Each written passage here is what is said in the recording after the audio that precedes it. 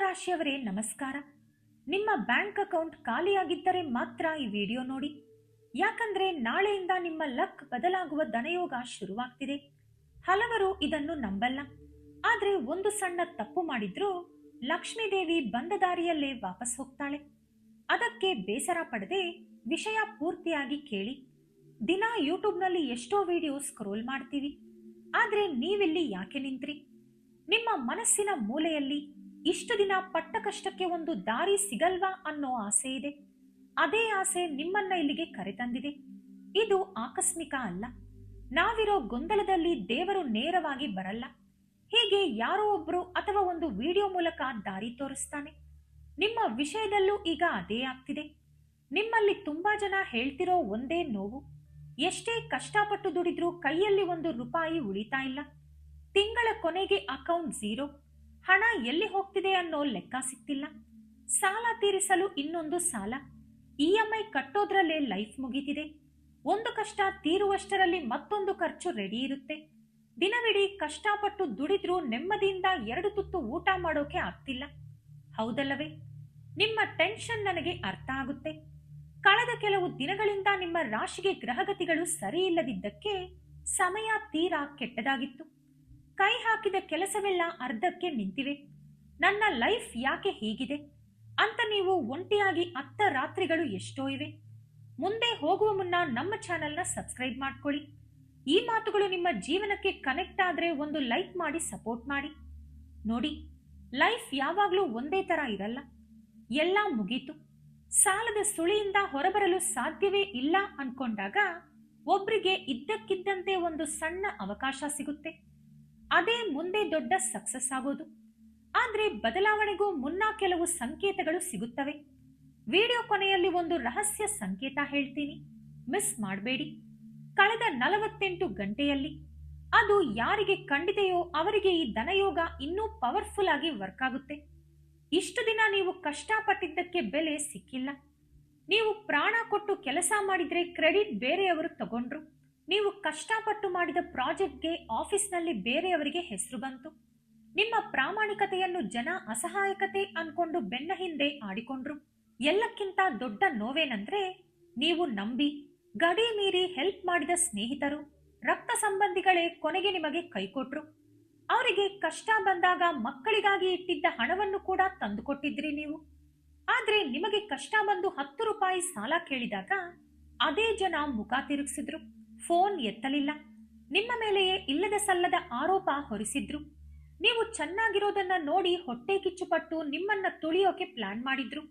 ಇದೆಲ್ಲ ನೆನೆಸಿಕೊಂಡ್ರೆ ನಿಮಗೆ ಸಿಕ್ಕಾಪಟ್ಟೆ ಕೋಪ ಬರುತ್ತೆ. ಆದ್ರೆ ಅವೆಲ್ಲ ಬಿಟ್ಟುಬಿಡಿ. ಮೇಲಿರೋ ದೇವರು ಎಲ್ಲಾ ನೋಡ್ತಿದ್ದಾನೆ.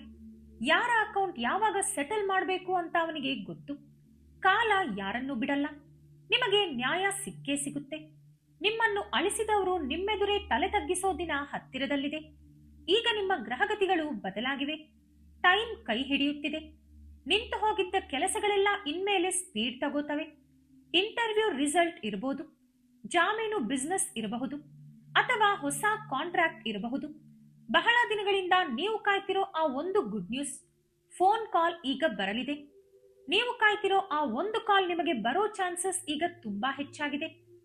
ಯಾರೋ ದುಡ್ಡು ತಗೊಂಡು ಕೈ ಕೊಟ್ರು.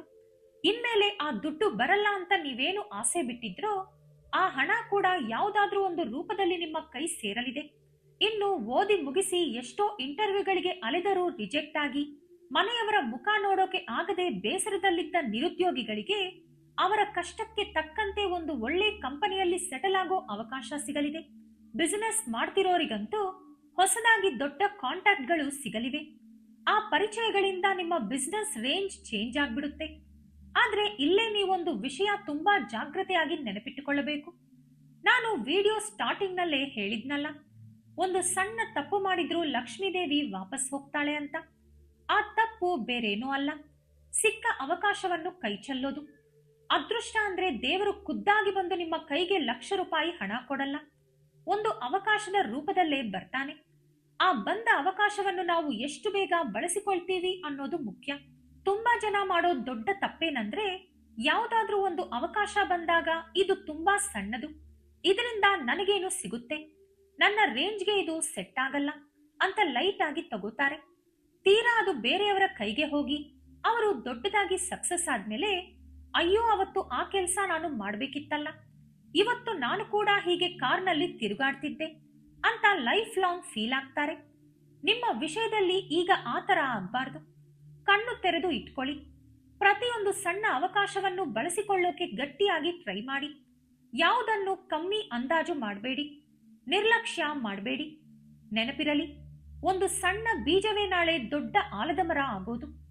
ಇನ್ಮೇಲೆ ನಿಮ್ಮ ಆರ್ಥಿಕ ಪರಿಸ್ಥಿತಿಯಲ್ಲಿ ಆಗೋ ಒಂದು ದೊಡ್ಡ ಬದಲಾವಣೆ ಬಗ್ಗೆ ಹೇಳ್ತೀನಿ ಕೇಳಿ. ಕೆಲವು ಮಿಥುನ ರಾಶಿಯವರು ಮುಂಬರೋ ದಿನಗಳಲ್ಲಿ ಚಿನ್ನ ಖರೀದಿ ಮಾಡೋ ಲೆವೆಲ್ಗೆ ಬೆಳೀತಾರೆ. ಇಷ್ಟು ದಿನ ಬರೀ ಕನಸಾಗಿದ್ದ ಆರ್ಥಿಕ ಪರಿಸ್ಥಿತಿ ಒಮ್ಮೆಲೆ ಬದಲಾಗ್ಬಿಡುತ್ತೆ. ಇಷ್ಟು ದಿನ ಮಕ್ಕಳಿಗೆ ಒಂದು ಸಣ್ಣ ವಸ್ತು ಕೊಡಿಸೋಕು, ಮನೆಗೆ ಒಂದು ಹೊಸ ಬಟ್ಟೆ ತರೋಕು 10 ಸಲ ಯೋಚನೆ ಮಾಡ್ತಿದ್ದ ನೀವು ಇನ್ಮೇಲೆ ಧೈರ್ಯವಾಗಿ ಶಾಪ್ಗೆ ಹೋಗಿ ಚಿನ್ನ ತರೋ ಮಟ್ಟಕ್ಕೆ ಬರಲಿದ್ದೀರಿ. ನಿಮ್ಮ ಕಷ್ಟದ ಸಮಯದಲ್ಲಿ ಸಂಸಾರ ನಡೆಸೋಕೆ ಆಗದೆ ಸಾಲದವರು ಮನೆಗೆ ಬಂದು ಗಲಾಟೆ ಮಾಡ್ತಿದ್ದಾಗ ಆ ಅವಮಾನ ತಡೆಯಲಾರದೆ ನಿಮ್ಮ ಕೊರಳಲ್ಲಿದ್ದಿದ್ದೋ, ನಿಮ್ಮ ಹೆಂಡತಿ ಅಥವಾ ತಂದೆ ತಾಯಿ ಕೊಟ್ಟಿದ್ದೋ ಯಾವುದೋ ಒಂದು ಚಿನ್ನವನ್ನು ತಗೊಂಡು ಹೋಗಿ ಬ್ಯಾಂಕ್ನಲ್ಲೋ ಫೈನಾನ್ಸ್ನಲ್ಲೋ ಅಡ ಇಟ್ಟಿದ್ದೀರಿ. ಆ ಅಡ ಇಟ್ಟ ಚಿನ್ನವನ್ನು ಬಿಡಿಸಿಕೊಳ್ಳೋಕೆ ಇನ್ನೆಷ್ಟು ತಿಂಗಳು, ಇನ್ನೆಷ್ಟು ವರ್ಷ ಬೇಕಾಗುತ್ತೋ ಅಂತ ಒಳಗೊಳಗೆ ನೀವು ಎಷ್ಟೋ ಕೊರಗಿದ್ದೀರಿ. ಆ ವಿಷಯ ನನಗೆ ಗೊತ್ತು. ಆದರೆ ನನ್ನ ಮಾತು ನಂಬಿ, ಇನ್ಮೇಲೆ ಆ ದರಿದ್ರ ದೂರವಾಗುತ್ತೆ. ಅಡ ಇಟ್ಟ ನಿಮ್ಮ ಚಿನ್ನ ಮತ್ತೆ ನಿಮ್ಮ ಮನೆ ಹೊಸ್ತಿಲು ತುಳಿಯೋ ಕಾಲ ಬಂದಿದೆ. ಲಕ್ಷ್ಮೀ ಸ್ವರೂಪವಾದ ಆ ಚಿನ್ನ ಮತ್ತೆ ಮನೆಗೆ ಬರ್ತಿದೆ ಅಂದ್ರೆ ನಿಮ್ಮ ಮನೆಗೆ ಹಿಡಿದಿದ್ದ ಗ್ರಹಣ ಬಿಟ್ಟಿತು ಎಂದೇ ಅರ್ಥ. ನಿಮ್ಮ ಗೌರವ, ಪ್ರತಿಷ್ಠೆ ಎಲ್ಲವೂ ಈಗ ಡಬಲ್ ಆಗಲಿದೆ. ಇತ್ತೀಚೆಗೆ ನಿಮ್ಮ ಲೈಫ್ನಲ್ಲಿ ಏನಾದರೂ ಸಣ್ಣ ಸಣ್ಣ ಪಾಸಿಟಿವ್ ಬದಲಾವಣೆಗಳನ್ನು ಗಮನಿಸಿದ್ದೀರಾ? ಅಂದ್ರೆ ಯಾವಾಗಲೂ ಸ್ಕೂಲ್ ಅಥವಾ ಕಾಲೇಜ್ನಲ್ಲಿ ಓದಿದ್ದ ಫ್ರೆಂಡ್ ಸಡನ್ ಆಗಿ ಫೋನ್ ಮಾಡಿ ಮಾತಾಡಿದ್ರ? ಅಥವಾ ಎಷ್ಟೋ ವರ್ಷಗಳಿಂದ ಮಾತಿಲ್ಲದ ಸಂಬಂಧಿಕರು ಅವರಾಗಿಯೇ ಬಂದು ಹೇಗಿದ್ದೀಯಾ ಅಂತ ವಿಚಾರಿಸಿದ್ರ? ಇಲ್ಲಾಂದ್ರೆ ನೀವು ಯಾವುದೋ ಟೆನ್ಷನ್ ಅಲ್ಲಿ ಹೊರಗೆ ಹೋದಾಗ ಕಣ್ಣಿಗೆ ಹಸಿರು ಗಿಡಗಳು, ಹಸು ಕಾಣಿಸೋದು, ಅಥವಾ ಯಾರೋ ಸಣ್ಣ ಮಗು ನಿಮ್ಮನ್ನ ನೋಡಿ ನಗೋದು, ಇಂತಹ ಘಟನೆಗಳು ನಡೆದಿದ್ಯಾ? ಇವೆಲ್ಲ ಸುಮ್ಮನೆ ಆಗೋದಿಲ್ಲ ರೀ. ನಿಮ್ಮ ಲೈಫ್ ಒಂದು ಒಳ್ಳೆ ಟ್ರ್ಯಾಕ್ಗೆ ಬರ್ತಿದೆ ಅನ್ನೋದಕ್ಕೆ ಇವೇ ಲಕ್ಷಣಗಳು. ಈ ಪ್ರಕೃತಿ ನಿಮಗೆ ಕೊಡ್ತಿರೋ ಸಿಗ್ನಲ್ಗಳೇ ಇವು.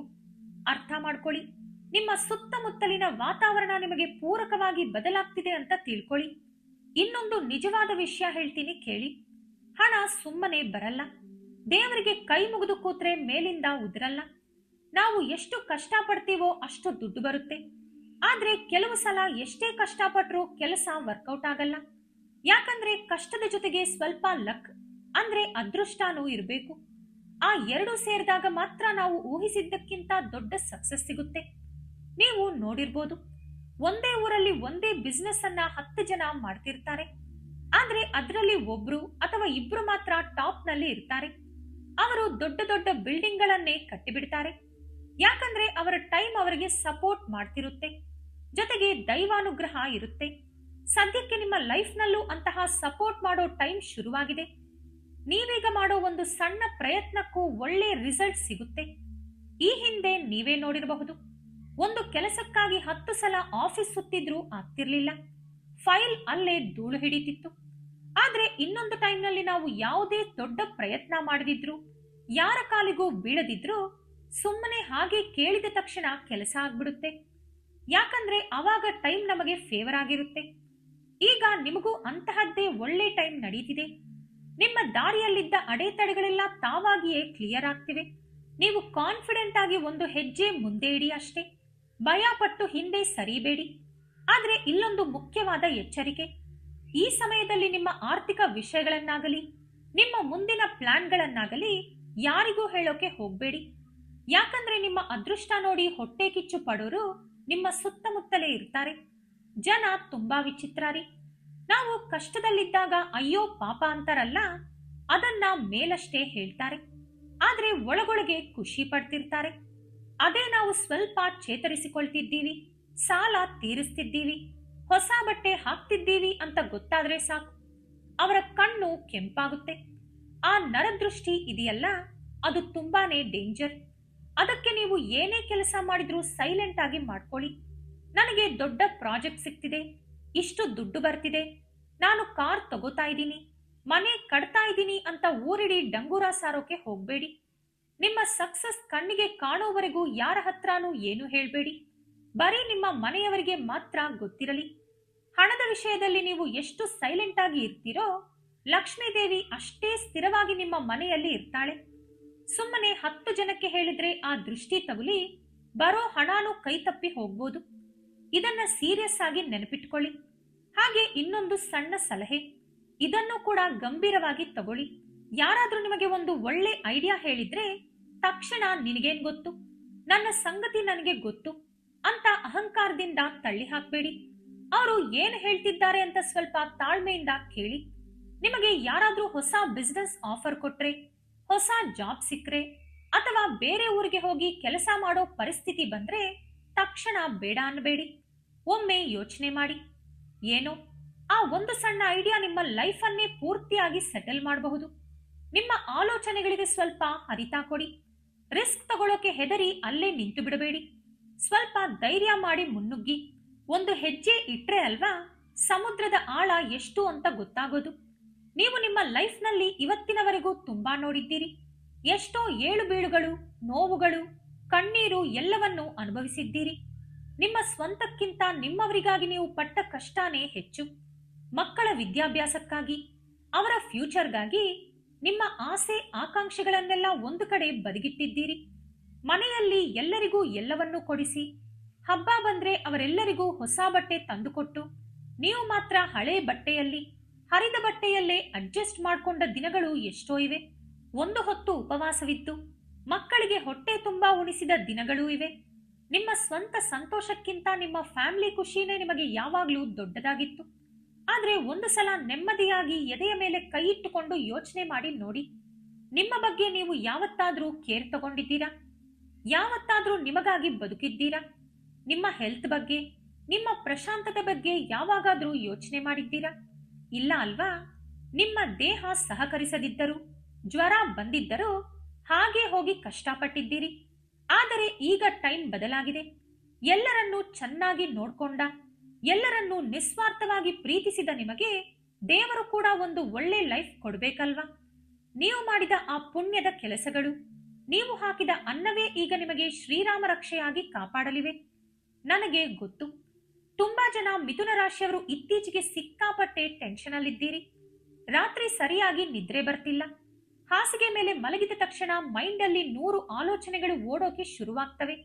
ನಾಳೆ ಹೇಗೆ, ಈ ತಿಂಗಳ ಕೊನೆಗೆ EMI ಹೆಂಗೆ ಕಟ್ಟೋದು, ಮನೆ ಬಾಡಿಗೆ ಹೆಂಗೆ ಕೊಡೋದು, ಮಕ್ಕಳ ಸ್ಕೂಲ್ ಫೀಸ್ ಕತೆ ಏನು, ಅಸಲಿಗೆ ನನ್ನ ಫ್ಯೂಚರ್ ಏನಾಗುತ್ತೆ, ಇನ್ನೆಷ್ಟು ದಿನ ಹೀಗೆ ಇರಬೇಕು, ಇಂತಹ 108 ಭಯಗಳು ನಿಮ್ಮನ್ನು ಒಳಗೊಳಗೆ ಕೊರೆದು ತಿನ್ನುತ್ತಿವೆ. ನಾನು ನಿಮಗೆ ಒಂದೇ ಮಾತು ಹೇಳ್ತೀನಿ ಕೇಳಿ. ನೀವು ಎಷ್ಟೇ ಹೆದರಿದ್ರು, ನಿದ್ರೆ ಬಿಟ್ಟು ಯೋಚನೆ ಮಾಡಿದ್ರು, ಕಣ್ಣೀರು ಹಾಕಿದ್ರು ಆ ಪ್ರಾಬ್ಲಮ್ ಸಾಲ್ವ್ ಆಗಲ್ಲ. ಮೇಲಾಗಿ ನಿಮ್ಮ ಹೆಲ್ತ್ ಹಾಳಾಗುತ್ತೆ ಅಷ್ಟೇ. ಭಯ ಅನ್ನೋದು ಇರೋ ಸಮಸ್ಯೆಯನ್ನು ಇನ್ನೂ ದೊಡ್ಡದಾಗಿ ಮಾಡಿ ತೋರಿಸುತ್ತೆ. ನೀವು ಪ್ರಶಾಂತವಾಗಿ, ಕೂಲ್ ಆಗಿ ಯೋಚನೆ ಮಾಡಿದ್ರೆ ಮಾತ್ರ ನಿಮಗೊಂದು ದಾರಿ ಸಿಗುತ್ತೆ. ಧೈರ್ಯವಾಗಿರಿ.